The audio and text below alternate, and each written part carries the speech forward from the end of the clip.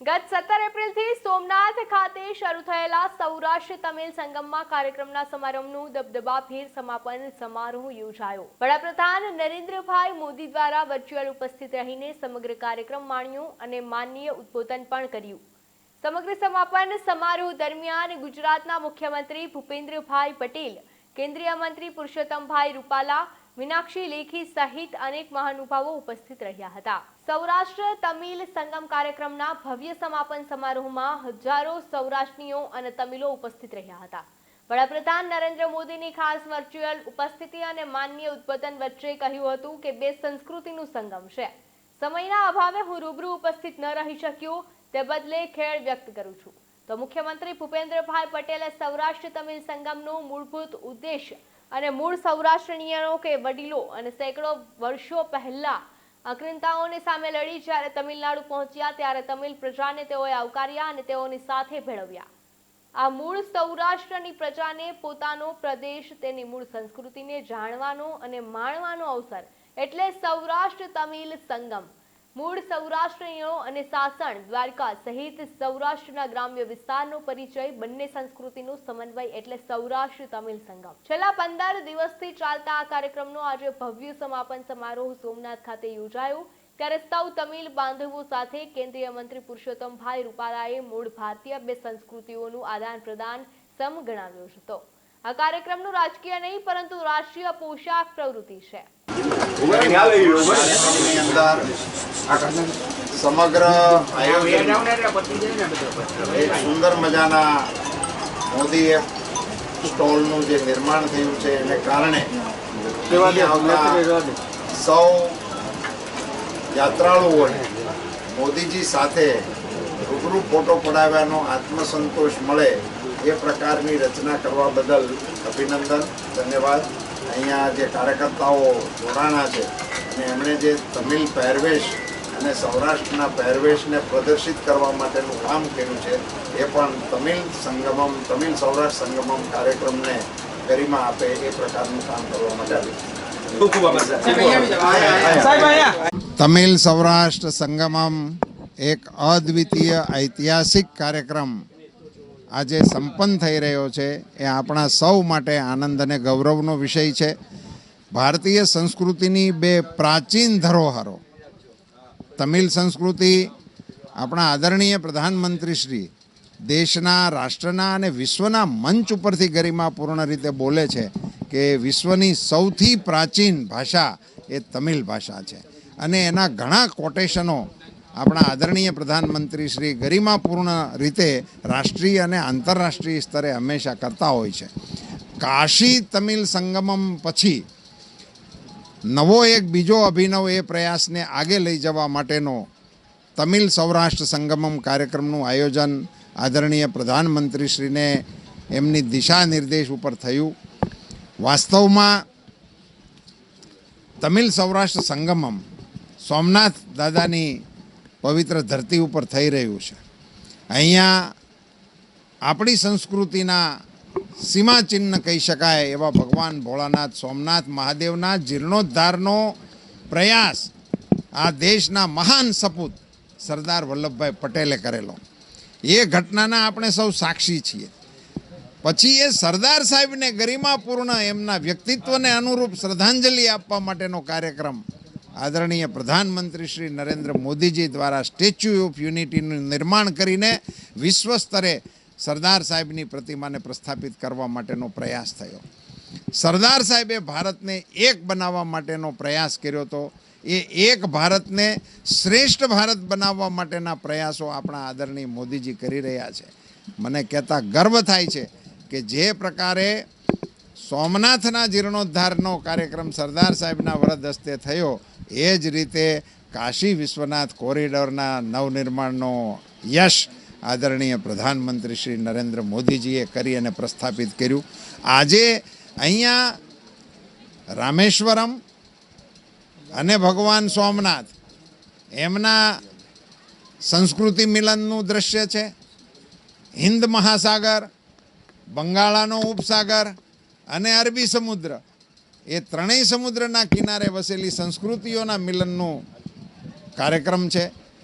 આપણા અહીંના ભાઈઓ અને બહેનો કાળની થપાટ સામે તમિલનાડુમાં જઈને વસ્યા અને તમિલનાડુના નાગરિકોએ એમને પરિવારની જેમ આવકાર્યા, સ્વીકાર્યા અને સ્ટેબલ થવા માટેનું વાતાવરણ આપ્યું. એ આપણા દેશની એક સંસ્કૃતિનો સબળમાં સબળ પુરાવો છે. આપણે એક છીએ, શ્રેષ્ઠ છીએ, એનો ઉત્તમ નમૂનો આ દેશની અંદર ક્યાંય હોય તો સૌરાષ્ટ્રના લોકોને તમિલની અંદર તમિલના લોકોએ આવકારી, સ્વીકારી અને સ્થાપિત કરવા માટેનો પ્રયાસ કર્યો. હજારો વર્ષ પછી એ તમિલિયન સૌરાષ્ટ્રીયન ભાઈ બહેનોને એમની માતૃભૂમિમાં આવવા માટેનું ઇજન આપીને તમિલ સૌરાષ્ટ્ર સંગમમ કાર્યક્રમનું એક રચના થવી, હું એક માનું છું કે ઇતિહાસ પડખું બદલી રહ્યો હોય એવા પ્રકારની આ ઘટના છે. એ ઘટનાને સૌરાષ્ટ્રવાસીઓએ, ગુજરાતની સરકારે, ગુજરાતના મુખ્યમંત્રીશ્રીએ, ગુજરાતના નાગરિકોએ, અહીંના સ્થાનિક નાગરિકોએ એટલા દિલથી એમને આવકાર્યા છે. ગામડાઓમાં જઈ અને એમને સૌરાષ્ટ્રની મહેમાનગતિનો પરિચય કરાવ્યો છે. આ બધાને ખૂબ ખૂબ અભિનંદન. સ્થાનિક વહીવટીતંત્રને, સ્થાનિક કાર્યકર્તાઓને, પ્રેસ મીડિયાના ભાઈઓને બધાને હું અભિનંદન આપું છું કે આ રાષ્ટ્રની પોષક પ્રવૃત્તિ છે. આ રાજકીય પ્રવૃત્તિ નથી. આ રાષ્ટ્રની પોષક પ્રવૃત્તિને બધાએ એકી સ્વરે એક દિશામાં વધાવી છે. એ માટે બધા જ અભિનંદનના અધિકારી છે. જય સોમનાથ.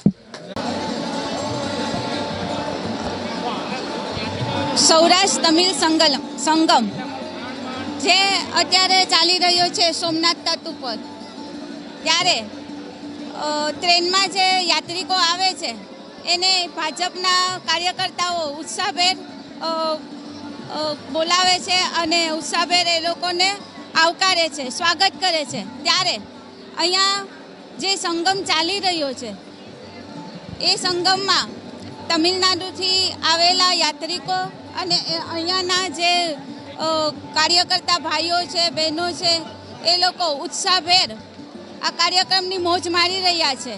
ત્યારે આજે સમાપનનો કાર્યક્રમ હોય ત્યારે નરેન્દ્રભાઈનું વર્ચ્યુઅલથી પણ માર્ગદર્શન આપેલું અને બધા ભાઈઓ બહેનોએ ઉત્સાહ ઉમંગથી આ કાર્યક્રમને મોજ મારી છે. જય સોમનાથ. தமிழ் சங்கமம் ஒரு வரலாற்று சிறப்புமிக்க தமிழ் சங்கமம் 10 நாட்களாக, கடந்த 10 நாட்களாக இங்கு நடைபெற்றிருக்கிறது.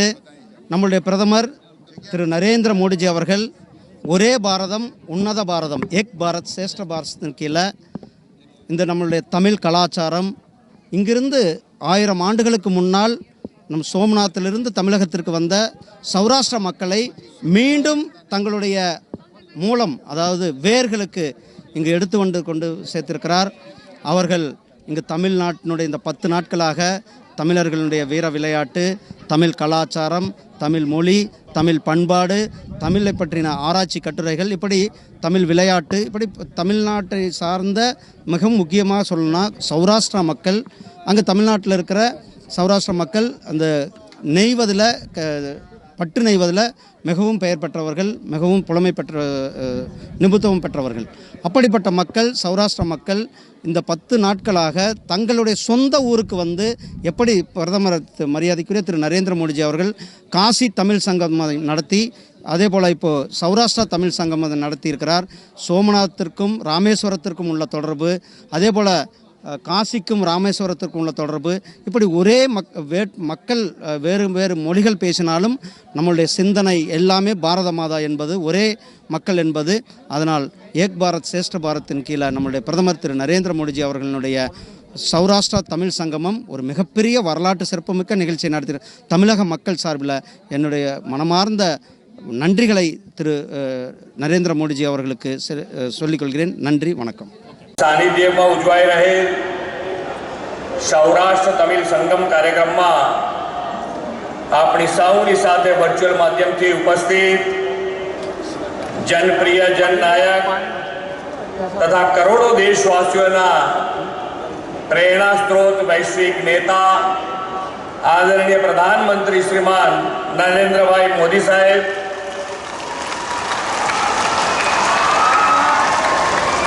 આપણી સૌની સાથે મંચ ઉપર ઉપસ્થિત કેન્દ્રીય મંત્રી શ્રી પરસોત્તમભાઈ રૂપાલાજી, श्री मीनाक्षी लेखी जी, केंद्रीय डेयरी पशुपालन राज्य मंत्री श्री एल मुरुगन जी, झारखंडना राज्यपाल महोदय श्री सीपी राधाकृष्णन जी, नागालैंडना राज्यपाल श्री LA गणेशन जी, संत श्री चंद लांकारा जी, S विजयरंकर जी, कुंवारना महाराजा श्री बाबाजी राजा भोसले अपनी वच्चे उपस्थित अपना वडाप्रधान श्रीनु हृदयथी हूँ स्वागत करूँ छूँ। आप सौनु पण आ प्रसंगे हृदयथी स्वागत करूँ छूँ। वडाप्रधान श्री नरेंद्रभाई मोदीना संकल्प एक भारत श्रेष्ठ भारत ने साकार करतो आ कार्यक्रम छे। आ कार्यक्रम पश्चिम और दक्षिण भारतना मिलननो ऐतिहासिक और अनन्य अवसर छे। भारतना बे राज्य गुजरात और तमिलनाडुना धार्मिक, सामाजिक, सांस्कृतिक और ऐतिहासिक जोड़ाण ने उजागर करतो आ महासंगम छे।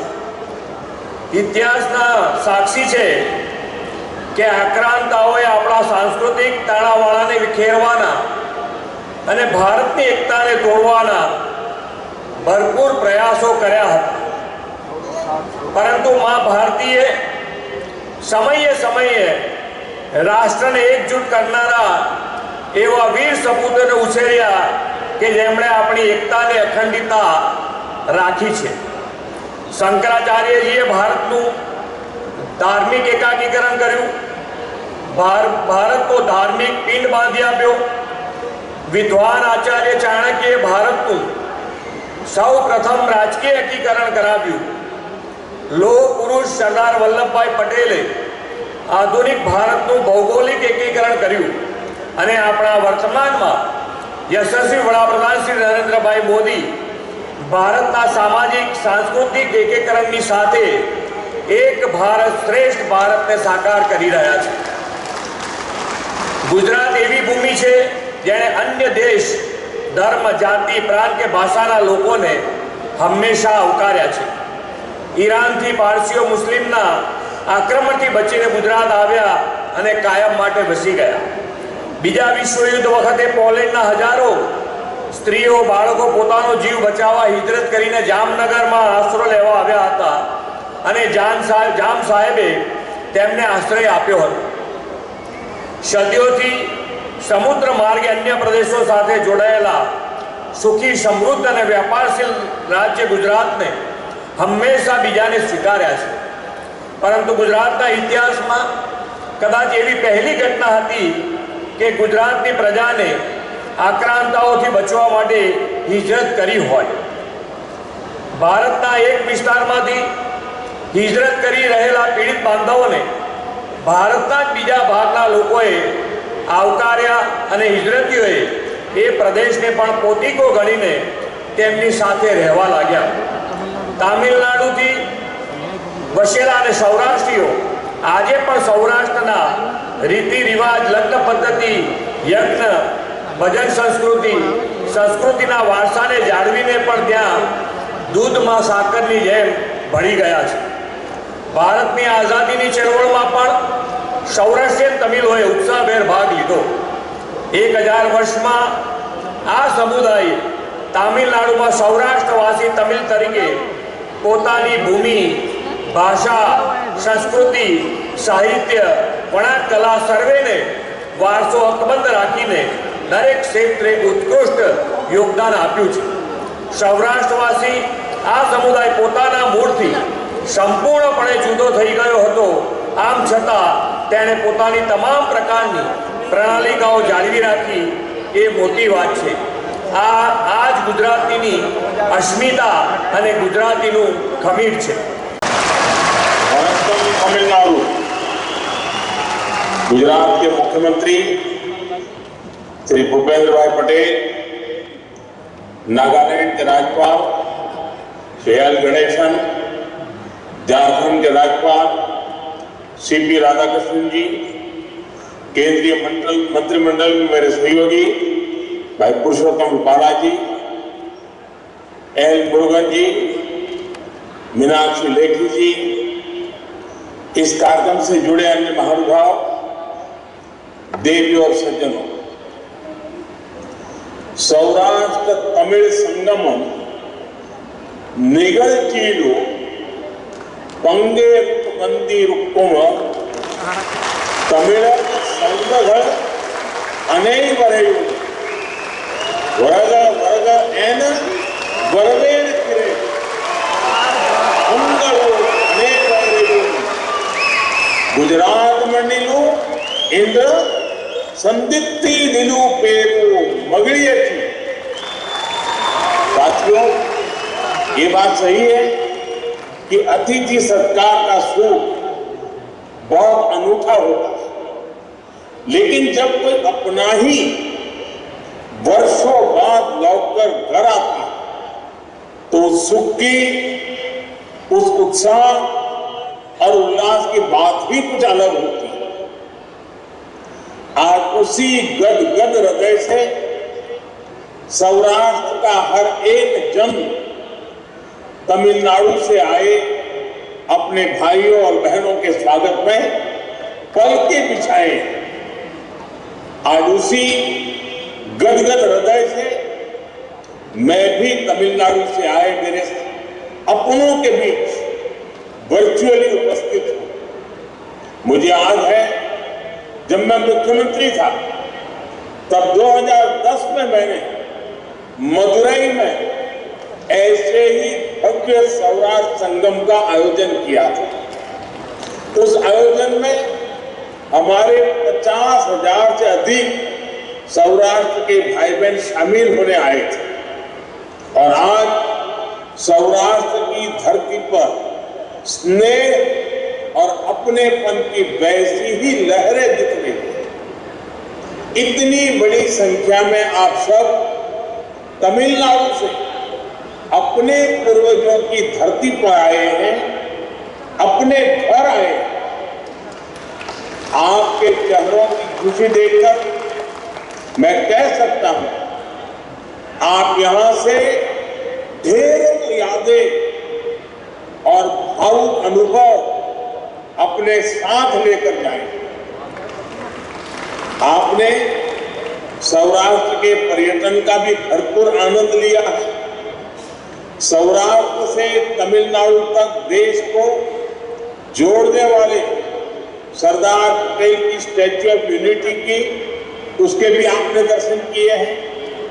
यानी अतीत की अनमोल स्मृतियां, वर्तमान का अपनत्व और अनुभव और भविष्य के लिए संकल्प और प्रेरणा है।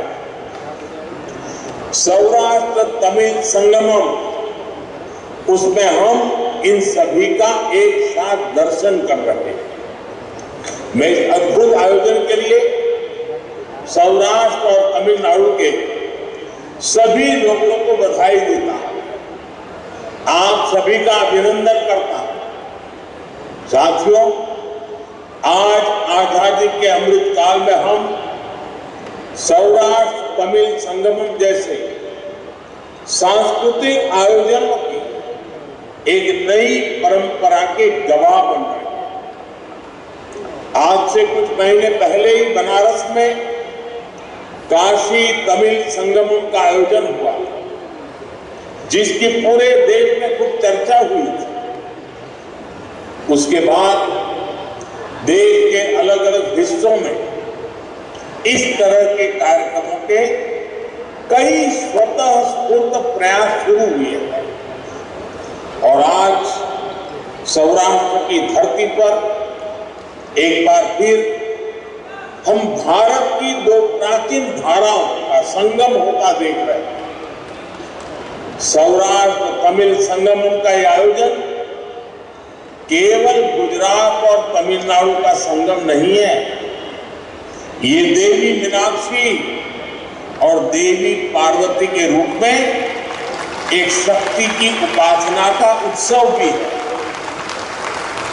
ये भगवान सोमनाथ और भगवान रामनाथ के रूप में एक शिव की भावना का उत्सव भी है। ये संगमम नागेश्वर और सुंदरेश्वर की धरती का संगम है। ये श्री कृष्ण और श्री रंगनाथ की धरती का संगम है। ये संगम है नर्मदा और वैगई का।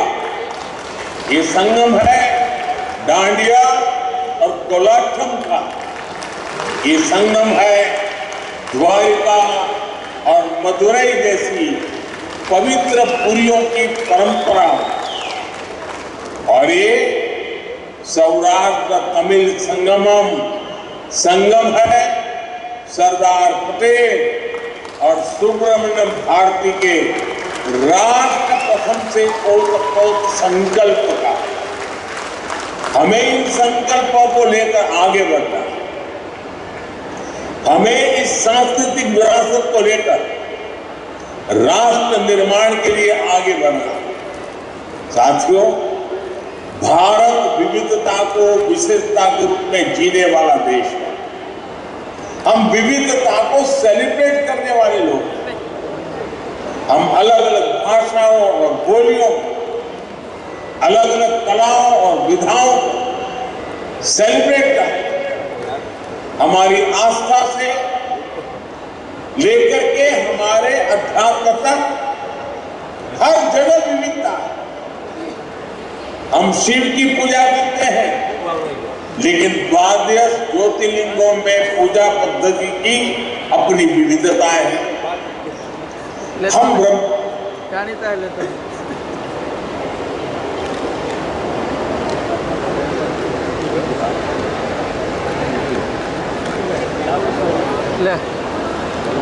से बाहर रखा गया विदेशी आक्रमणों से तमिलनाडु के पलायन की थोड़ी बहुत चर्चा इतिहास के कुछ जानकारों तक सीमित रही, लेकिन उसके भी पहले इन दोनों राज्यों के बीच पौराणिक काल से एक गहरा रिश्ता रहा है। सौराष्ट्र और तमिलनाडु का, पश्चिम और दक्षिण का ये सांस्कृतिक मेल एक ऐसा प्रवाह है जो हजारों वर्षों से गतिशील है। साथियों, आज हमारे पास 2047 के भारत का लक्ष्य है। हमारे सामने गुलामी और उसके बाद 7 दशकों के कालखंड की चुनौतियां भी है। हमें देश को आगे लेकर जाना है, लेकर रास्ते में तोड़ने वाली ताकतें भी मिलेगी, भटकाने वाले लोग भी मिलेंगे, लेकिन भारत कठिन से कठिन हालातों में भी कुछ नया करने की ताकत रखता है। सौराष्ट्र और तमिलनाडु का साझा इतिहास हमें ये भरोसा देता है। आप याद करिए, जब भारत पर विदेशी आक्रांताओं के आक्रमण शुरू हुए, सोमनाथ के रूप में देश की संस्कृति और सम्मान पर पहला इतना बड़ा हमला हुआ। सदियों पहले के उस दौर में आज के जैसे संसाधन नहीं थे, इंफॉर्मेशन टेक्नोलॉजी का दौर नहीं था, आने जाने के लिए तेज ट्रेनें और प्लेन नहीं थे, लेकिन हमारे पूर्वजों को ये बात पता थी कि हिमालय समारंभ्य यावत इंदु सरोवरम तम देव निर्मितम देशम हिंदुस्तानम प्रचक्षते। अर्थात हिमालय से लेकर हिंद महासागर तक ये पूरी देवभूमि हमारा अपना भारत देश है। इसलिए उन्हें ये चिंता नहीं हुई कि इतनी दूर नई भाषा, नए लोग, नया वातावरण होगा तो वहां वो कैसे रहेंगे। बड़ी संख्या में लोग अपनी आस्था और पहचान की रक्षा के लिए सौराष्ट्र से तमिलनाडु चले गए। तमिलनाडु के लोगों ने उनका खुले दिल से परिवार भाव से स्वागत किया, उन्हें नए जीवन के लिए सभी स्थायी सुविधाएं दी।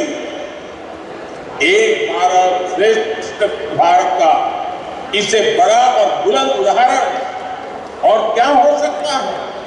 साथियों, महान संत तिरुवल्लुवर जी ने कहा था, अगन अमरंतु शेयाल उरेयु मुनो अमरंतु नलु विरंदु ओम्बो मान इलु, यानी सुख समृद्धि और भाग्य उन लोगों के साथ रहता है जो दूसरों का अपने यहां खुशी खुशी स्वागत करते हैं। इसलिए हमें सांस्कृतिक टकराव नहीं, तालमेल पर बल देना, हमें संघर्षों को नहीं, संगम और समागमों को आगे बढ़ाना, हमें भेद नहीं खोजने, हमें भावात्मक संबंध बनाने। तमिलनाडु में बसे सौराष्ट्र के मूल के लोगों ने और तमिलगम के लोगों ने इसे जीकर दिखाया है। आप सबने तमिल को अपनाया, लेकिन साथ ही सौराष्ट्र की भाषा को, खान पान को, रीति रिवाजों को भी याद रखा। यही भारत की वो अमर परंपरा है जो सबको साथ लेकर समावेश के साथ आगे बढ़ती है, सबको स्वीकार करके आगे बढ़ती है।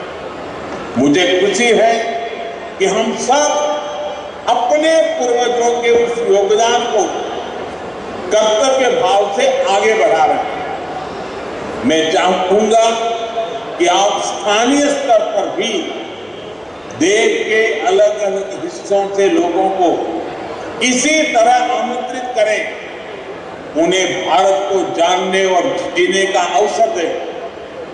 मुझे विश्वास है सौराष्ट्र तमिल संगमम इसी दिशा में एक ऐतिहासिक पहल साबित होगा। आप इसी भाव के साथ फिर एक बार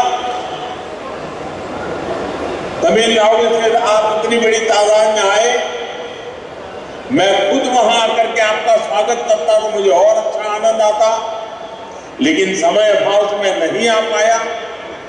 लेकिन आज वर्चुअली मुझे आप सबके दर्शन करने का अवसर मिला है।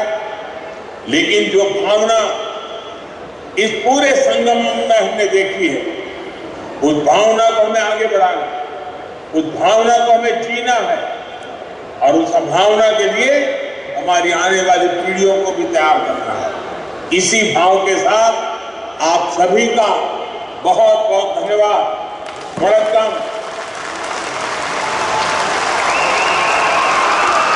BS9 TV ન્યૂઝ સાથે ઉષા મેરાવડા, ગીર સોમનાથ।